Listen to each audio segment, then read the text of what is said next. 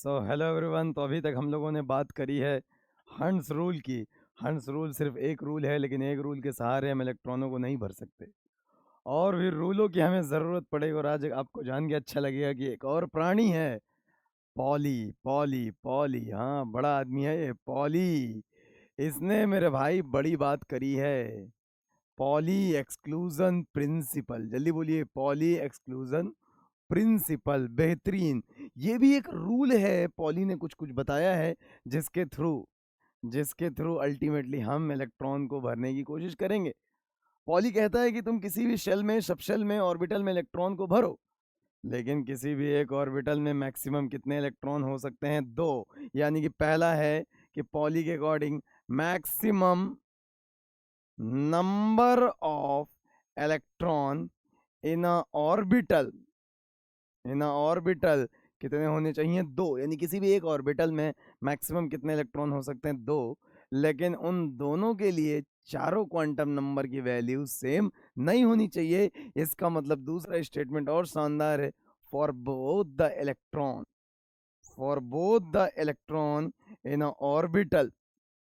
यानी कि ऑर्बिटल में दोनों इलेक्ट्रॉनों के लिए, for both the electron in the orbital, all 4 quantum number, all, भाई क्या कर रहे हो, all 4 quantum number should not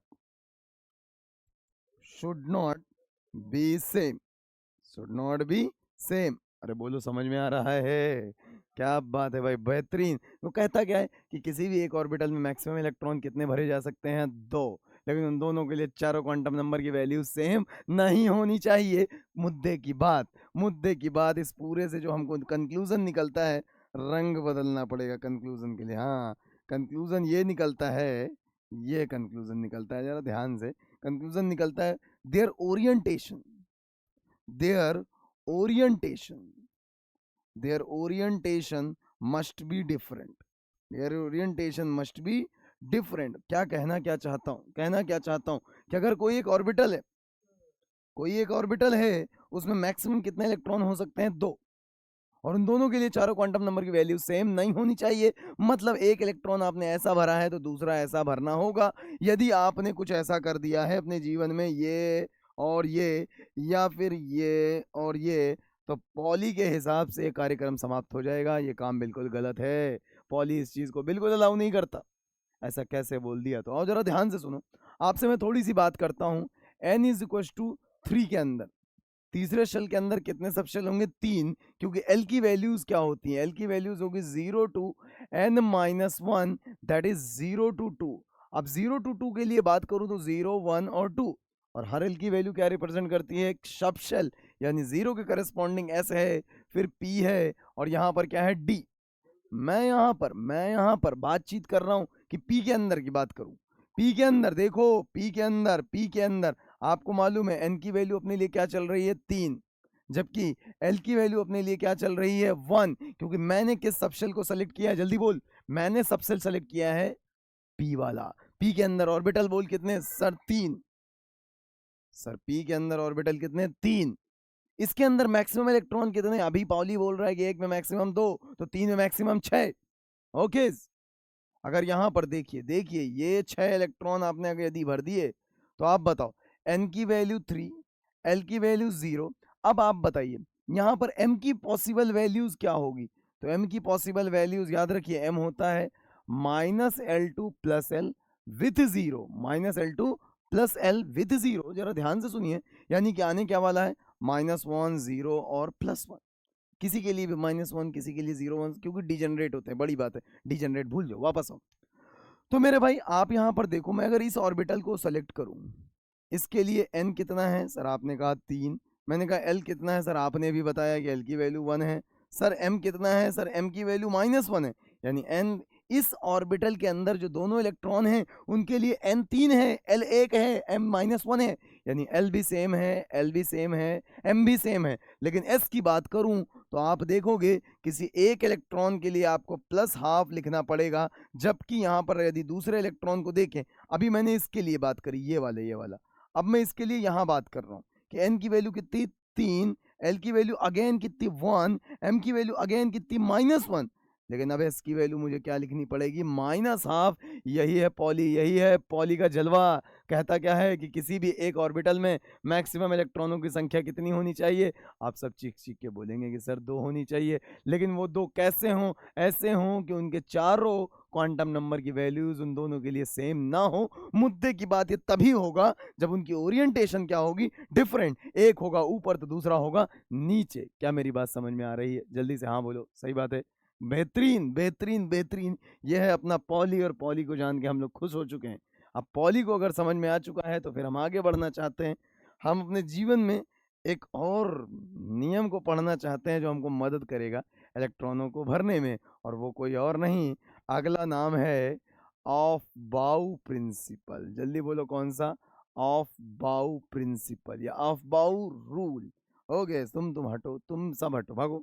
चलो, ऑफ बाउ रूल, ऑफ बाउ, ऑफ बाउ रूल, ऑफ बाउ प्रिंसिपल। आ जाइए आ जाइए आ जाइए आ जाइए आ जाइए, ध्यान से समझिए, ध्यान से। ऑफ बाउ प्रिंसिपल, ऑफ बाउ प्रिंसिपल का मतलब क्या है? क्या किसी साइंटिस्ट का नाम है? ना जी ना ना, बिल्कुल ना, ऐसा किसी साइंटिस्ट का नाम नहीं है। ऑफ बाउ का सिंपल मतलब ये है बिल्डिंग अप। ये एक जर्मन वर्ड है। अरे तुम इधर आओ, इधर आओ, आ जाओ, आ जाओ। बिल्डिंग अप, अबाव का मतलब क्या है मेरे लाल? Building up. ये एक जर्मन वर्ड था जिसका मतलब होता है बिल्डिंग अप या फिर इंक्रीजिंग ऑर्डर, इंक्रीजिंग ऑर्डर। तो अबाव बेसिकली कहता है कि आप इलेक्ट्रॉन को भरेंगे किसी भी एटम के अंदर तो उनके इंक्रीजिंग ऑर्डर ऑफ एनर्जी, यानी मुद्दे की बात इस शब्द से क्या निकला कि electron can be fill, electron can be filled on increasing order of their energy, on increasing order of their energy. यानी कि इलेक्ट्रॉन को हम एटम में भरने की कोशिश करेंगे, एटम बनाना चाहेंगे उनके इंक्रीजिंग ऑर्डर ऑफ एनर्जी में। लेकिन सवाल यहाँ पर यह आता है कि वो increasing order of energy decide कैसे होगा? हाउ विल वी डिसाइड, कैसे? तो याद रखिएगा, वो increasing order of energy decide करेंगे हम लोग बेहतरीन चीज़ों से, that is n plus L. n plus L, अगर n प्लस एल की वैल्यू ज़्यादा होगी तो हम कहेंगे एनर्जी किसी भी इलेक्ट्रॉन की क्या होगी, ज़्यादा। याद रखिएगा ध्यान से, n प्लस एल, जहां पर n आप सबको मालूम होगा, n क्या है? प्रिंसिपल क्वांटम नंबर, जबकि l क्या है? Azimuthal quantum number. यानी कि मुद्दे की बात समझिएगा, ऑफ बाउ प्रिंसिपल है क्या? बेसिकली कहता है कि किसी भी ऑर्बिटल में इलेक्ट्रॉन इंक्रीजिंग ऑर्डर में भरे जाएंगे। ऑफ बाउ किसी साइंटिस्ट का नाम है? ना जी, इसका मतलब है बिल्डिंग अप। बिल्डिंग अप का मतलब यहाँ देखिए इंक्रीजिंग ऑर्डर, ध्यान से ध्यान से ध्यान से, इंक्रीजिंग ऑर्डर। जस्ट ये ऑफ बाउ जर्मन वर्ड था, what I am saying again. ये कहता है कि इलेक्ट्रॉनों को भरना है उनकी इंक्रीजिंग ऑर्डर ऑफ एनर्जी के अंदर। इंक्रीजिंग ऑर्डर ऑफ एनर्जी में तो भर देंगे, लेकिन वो एनर्जी डिसाइड कैसे होगी? That is decided by n plus L, जहां पर n क्या है? प्रिंसिपल क्वांटम नंबर, l क्या है? Azimuthal quantum number. जिसके लिए n प्लस एल की वैल्यू ज़्यादा, उसके लिए एनर्जी ज़्यादा, उसमें इलेक्ट्रॉन जाएगा बाद में और उसके कम वाले में जाएगा पहले। और याद रखना, ये रूल जो है ये वैलिड है for multi electronic system, for multi electronic system.